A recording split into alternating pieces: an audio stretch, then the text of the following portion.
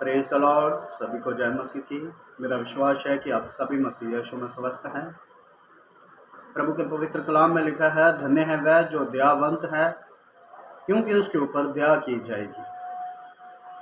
ये वचन का हमारे जीवन में बहुत महत्वपूर्ण कार्य है, क्योंकि हम दिन प्रतिदिन ऐसे गुनाह, ऐसे पाप, ऐसे काम करते हैं जो परमेश्वर की दृष्टि में सही नहीं है। अब जो काम हम परमेश्वर की दृष्टि में ठीक नहीं है वो करते हैं, तो हम परमेश्वर के विरोध में पाप करते हैं। प्रभु बड़ा दयालु है, प्रभु की दया बड़ी है, प्रभु का अनुग्रह बड़ा है और प्रभु क्षमा करने की ताकत रखते हैं। हम सब इस बात से वाकिफ हैं, क्योंकि प्रभु ने हमारे साथ इतना प्यार किया कि अपने इकलौते पुत्र प्रभु यीशु मसीह को कुर्बान कर दिया, सिर्फ हमें बचाने के लिए। अब प्रभु यीशु मसीह के वचन में क्या लिखा है कि जो दयावंत है उसके ऊपर दया की जाएगी।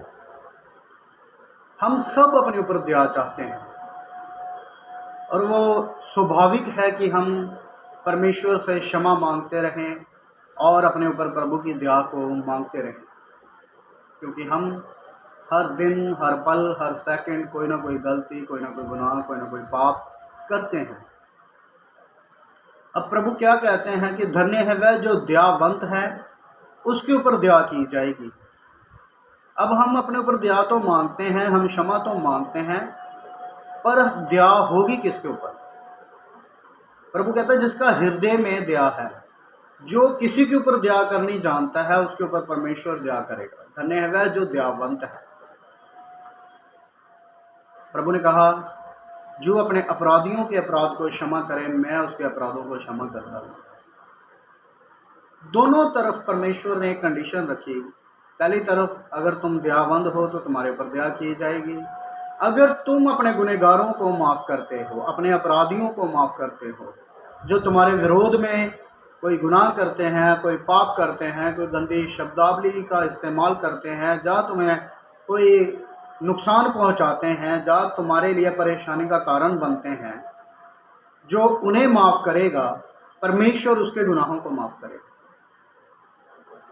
अब हम सब माफ़ी लेना चाहते हैं, लेकिन माफ़ करना नहीं चाहते। और एक गलत टीचिंग हमारे अंदर है, माफ़ करो या ना करो, परमेश्वर माफ़ कर चुका है। बिल्कुल सही बात है कि प्रभु ने हमें माफ़ कर दिया है, पर प्रभु ने कहा, जैसा मैंने तुम्हारे लिए किया वैसे तुम सब जगत के लिए कर। अब प्रभु ने हमें माफ़ किया, तो क्या हमारा फ़र्ज़ नहीं बनता कि प्रभु ने हमें माफ़ी दी, हम भी आगे माफ़ी देते चलें? जब प्रभु यीशु मसीह क्रूस के ऊपर लटकाए गए, तो उन्होंने तब भी उन्हें माफ़ किया जो उन्हें मार रहे थे, जिन्होंने उनके सर पर कांटों का ताज पहनाया, जिन्होंने उनके हाथों में कीलें ठोकी, जिन्होंने उनके पैरों में कीलें ठोकी और जिन्होंने उन्हें क्रूस के ऊपर चढ़ा दिया। प्रभु ने कहा, हे पिता, ये नहीं जानते कि ये क्या कर रहे हैं, तू इन्हें क्षमा कर।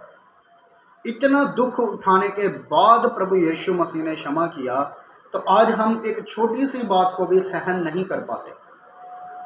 किसी पास्टर के विरोध, किसी अपोस्टल के विरोध, किसी प्रॉफिट के विरोध, अगर कोई भी अपने मुख से कोई भी गलत बात, कोई भी ऐसी बात निकाल देता है जो उसको पसंद नहीं आती, तो वो विरोध करने के लिए उतर जाते हैं। चर्च विरोध करने के लिए उतर पड़ती है, चर्च रोड्स पे आ जाती हैं, चर्चें धरना लगाना शुरू कर देती हैं। क्या ऐसा प्रभु यीशु मसीह ने कहा? प्रभु यीशु मसीह ने हमें माफ़ी दी हमारे गुनाहों से, ताकि हम आगे माफ़ी दे सकें किसी और के अपराधों को। अब माफ़ी देंगे हम कैसे? अगर कोई हमारा विरोध करेगा तो ही हम माफ़ी देंगे ना। अगर कोई हमारा विरोध करने वाला नहीं है, अगर कोई हमारे प्रति बुरा बोलने वाला नहीं है, अगर कोई हमारे प्रति कोई भी बुरी बात घड़ने वाला नहीं है, कोई मुश्किलें पैदा करने वाला नहीं है, कोई गलत शब्द बोलने वाला नहीं है, तो हमने माफ़ी किसको देनी? मेरे अजीज़ों, अगर हम लोग चाहते हैं कि प्रभु हमारे गुनाहों को माफ़ करे, अगर हम चाहते हैं कि प्रभु हमारे ऊपर दया करे, हमें अपने अपराधियों के ऊपर, हमें अपने दोषियों के ऊपर दया करनी पड़ेगी, हमें उनको माफ़ करना पड़ेगा। कोई चाहे कुछ भी कहता रहे, लेकिन हमने अपने हृदय से उन्हें माफ़ करना है, उनके लिए प्रार्थनाएं करनी है ताकि उनके जीवन में बदलाव आ जाए। प्रभु गाली सुनकर गाली नहीं देते थे। अगर कोई उन्हें पत्थर मारता था वो पलटे में पत्थर नहीं मारते थे। अगर कोई उन्हें बुरा भला बोलता था वो उल्टा उन्हें बुरा भला नहीं बोलते थे। प्रभु ने कहा, जो तुम्हारा अपमान करे उसके लिए प्रार्थना कर, जो तुम्हें शराप दे उसे तो आशीष दे।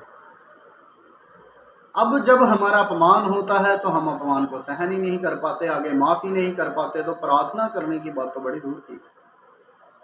मेरे अजीज़ों, मैं आप सब से क्षमा चाहता हूँ और एक रिक्वेस्ट करता हूँ कि हमारे अंदर वो स्वभाव दिखना चाहिए जो प्रभु यीशु मसीह ने पवित्र आत्मा जी के द्वारा हमें दिया। क्योंकि प्रभु ने कहा, आत्माओं को परखो, तुम आत्माओं को उनके कामों के हिसाब से परख सकते हो। जो प्रभु को मान लेती है कि ये प्रभु ही यीशु था और वो ही मुर्दों में से जलाया गया और उनके काम, उनके फल तुम्हारे अंदर पाए जाते हैं, तो तुम परमेश्वर की ओर से। अब पवित्र आत्मा के फल क्या है? नम्रता, संयम, प्यार, धीरज। अगर ये चीज़ें हमारे अंदर नहीं पाई जाती तो हम परमेश्वर की ओर से नहीं। मैं अपनी बात भी कर रहा हूँ, कोई बुरा ना माने इस बात का। मैं सबसे पहले अपने आप को इस चीज़ में इन्वॉल्व करता हूँ कि अगर मेरे अंदर प्यार, नम्रता, धीरज, संयम और पवित्र आत्मा के फल नहीं पाए जाते तो परमेश्वर की ओर से नहीं। क्योंकि परमेश्वर का आत्मा जब किसी को छूता है तो उसका जीवन को बदल देता है, क्योंकि हम जीवन के बदलने का प्रचार करते हैं। तो अगर हमारे अंदर बदलाव नहीं है तो हम परमेश्वर की ओर से नहीं। इसीलिए हमें माफ़ करना चाहिए ताकि प्रभु हमारे अपराधों को माफ़ करे। हमें दया करनी चाहिए ताकि हमारे ऊपर दया हो। आज हमारे पास हज़ारों, सैकड़ों बीमार, ऐसे लाचार, ऐसे लोग हैं जिनके पास खाना भी नहीं है, लेकिन हम मदद के लिए हाथ बहुत कम बढ़ाते हैं। दूसरों को छोड़ो, हम अपने ही एक दूसरे की मदद करने के लिए हाथ नहीं बढ़ाते। तो मैं ऐसा चाहता हूँ कि जो परमेश्वर ने प्यार हमारे साथ किया, हमारे अंदर वो प्यार दिखाई दे, वो प्यार नज़र आए। हम एक दूसरे की मदद के लिए तैयार रहें, हर समय, हर पल, हर वक्त। तो प्रभु हम सबको आशीष दे, आपको भी आशीष दे, आपको बरकतें दे और आपके ऊपर प्रभु अपना दया वाला हाथ बढ़ाए ताकि आप किसी के लिए अपना हाथ बढ़ा सकें। सबको जय मसीह की। प्रभु आप सबको आशीष दे, बरकत। Praise the Lord.